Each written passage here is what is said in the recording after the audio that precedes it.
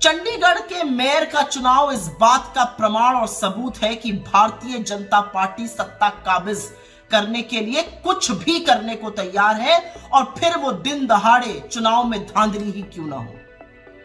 Chandigarh mayor के चुनाव को थोड़ा समझना जरूरी है। आम आदमी पार्टी और कांग्रेस ये चुनाव मिलकर लड़ रही थी। हमारे साझा उम्मीदवार कुलदीप सिंह थे, भारतीय जनता पार्टी के उम्मीदवार मनोज सोनकर थे।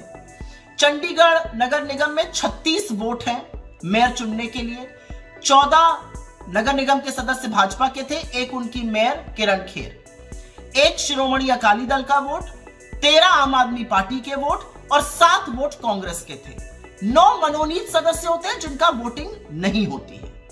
यह चुनाव 18 जनवरी को होना था। पीठासीन अधिकारी अनिल मसीह, जिनके भाजपा से अत्यंत प्रगाढ़ संबंध हैं, जो मनोनीत सदस्य हैं, जिनकी भाजपा में खूब आवभगत होती है, उनके तमाम वीडियो और फोटो वायरल हैं जहां पर भाजपाई उनका स्वागत करते हैं, वो पीठासीन अधिकारी थे। 18 जनवरी को वो यकाएक बीमार पड़ के अस्पताल में एडमिट हो जाते हैं, चुनाव टल जाता है। हम पंजाब हरियाणा हाईकोर्ट गए। पंजाब हरियाणा हाईकोर्ट ने यूनियन टेरिटरी के प्रशासन को निर्देशित किया कि चुनाव 6 फरवरी को नहीं 30 जनवरी को होगा। चुनाव हुआ।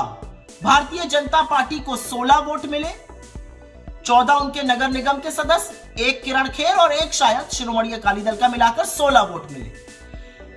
आप और कांग्रेस के साझा कैंडिडेट को 20 वोट मिले। सीधी जीत हमारी थी। लेकिन पीठासीन अधिकारी अनिल मसीह, जिनके भाजपा से प्रगाढ़ संबंध है, उन्होंने हमारे 8 वोटों को अवैध घोषित कर दिया। और वीडियो में साफ दिख रहा है कि कैसे वो उन वोट बैलेट पे लिख रहे हैं, उस पे लाइन बना रहे हैं, और कैसे उसको झपट्टा मार के वो लेकर चले गए जिससे विपक्ष के लोग उसको देख भी ना पाए। तो ऐसी क्या मजबूरी थी?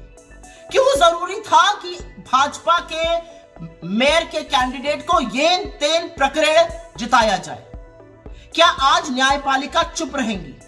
और कहां है वो मीडिया की मंडली जो लोकतंत्र खतरे में है पर नाक मुंह भूस कोड़ते हैं और कहते हैं ऐसा आप लोग क्यों कहते हैं? वो क्यों आंखें तरीरते हैं? क्या आप इस पर एक शो भी करिएगा कि दिन दहाड़े 8 वोटों को अवैध घोषित किया जाता है, उस पर लिखा जाता है, उसके साथ खिलवाड़ किया जा रहा है, ये कैमरे में कैद है। क्या आप इस पर एक भी शो करने को तैयार हैं? और मैं आशा करती हूं कि इस देश की न्यायपालिका सुप्त नहीं रहेगी, इस पर एक्शन लेगी, क्योंकि असलियत यह है कि अगर यह होने दिया गया तो इस देश का लोकतंत्र खत्म हो चुका है।